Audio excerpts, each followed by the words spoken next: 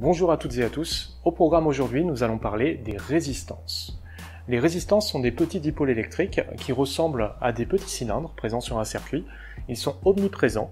Donc l'un des objectifs de cette vidéo, ça va être d'abord de bien vous expliquer, que vous puissiez bien comprendre le rôle d'une résistance dans les circuits électriques. Puis après, on verra ce qu'on peut aussi savoir à propos de la tension électrique et de l'intensité pour des résistances. Tout d'abord, le symbole de la résistance, c'est la lettre grand R. Aucune mauvaise surprise, résistance, ça commence par un R. Son unité, c'est le ohm, en référence à un scientifique, Monsieur Ohm, qui a travaillé justement sur cette notion-là de résistance.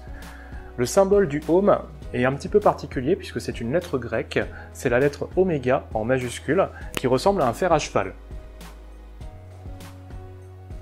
Quand il y a une résistance dans un circuit électrique, on représente ça par un rectangle sur lequel on peut éventuellement rajouter la lettre R pour bien indiquer qu'il s'agit d'une résistance.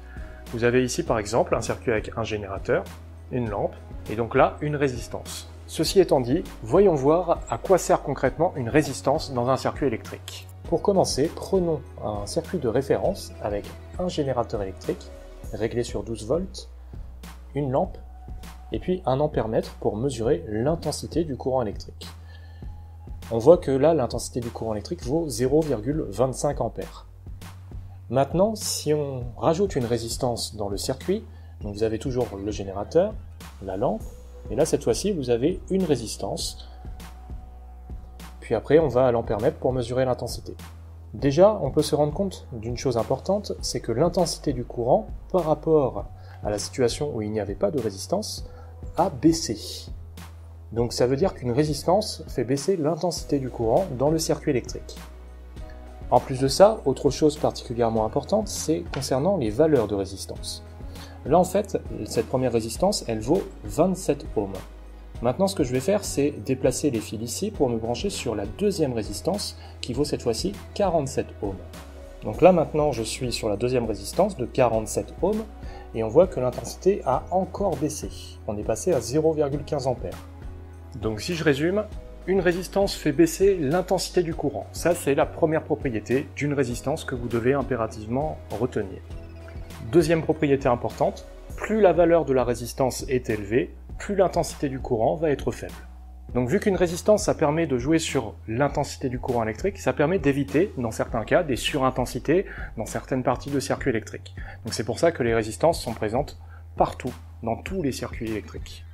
Ensuite, on a abordé la loi d'Ohm. Il faut savoir que Monsieur Ohm, quand il a travaillé sur la résistance, il a attendu tout d'abord que tout le monde travaille sur la tension électrique, puis sur l'intensité du courant électrique, puis il a essayé de voir s'il y avait une relation mathématique entre ces deux grandeurs. Et justement, il y en a une. Vous, quand vous avez fait des mesures de tension et d'intensité, vous avez pu vous rendre compte, en traçant le graphique U en volts en fonction de l'intensité en ampères, qu'il y avait une relation de proportionnalité. Cette proportionnalité, elle se voit sur un graphique à partir du moment où vous obtenez une droite qui passe par l'origine du repère. Alors il se trouve que tous vos points ne passaient pas forcément par cette droite, parce qu'il faut bien garder à l'esprit que toutes les mesures que l'on fait en physique-chimie ne sont pas forcément précises à 100%.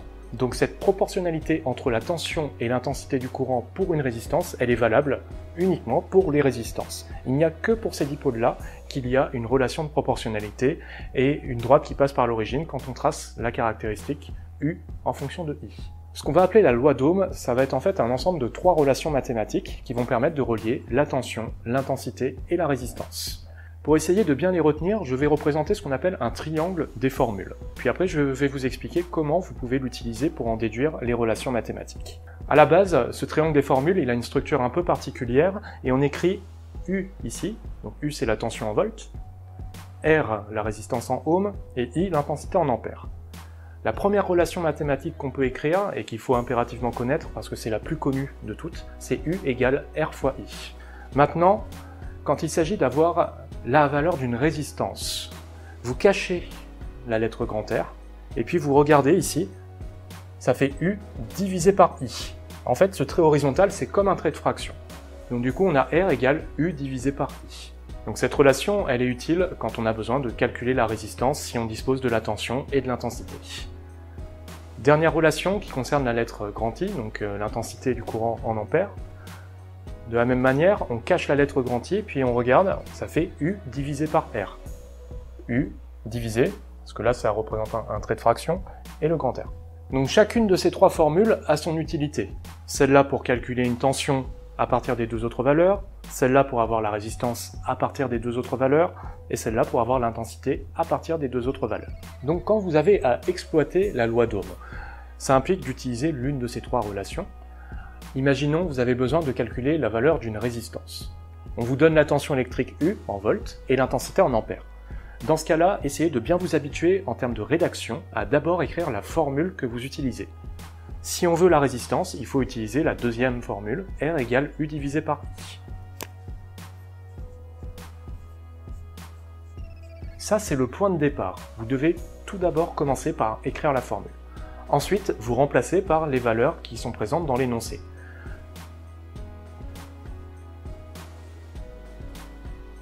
Donc là, par exemple, je prends une tension de 12 volts et une intensité, on va dire 0,3 ampères.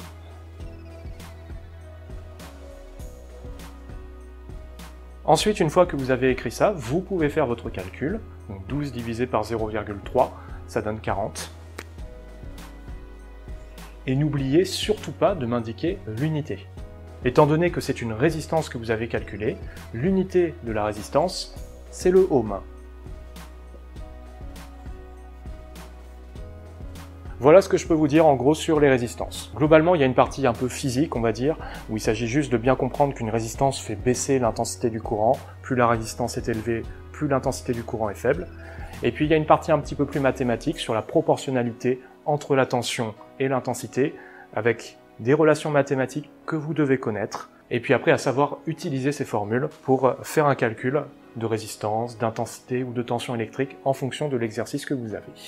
Je vous souhaite bon courage dans vos révisions, et je vous dis à bientôt pour une prochaine vidéo. Ciao!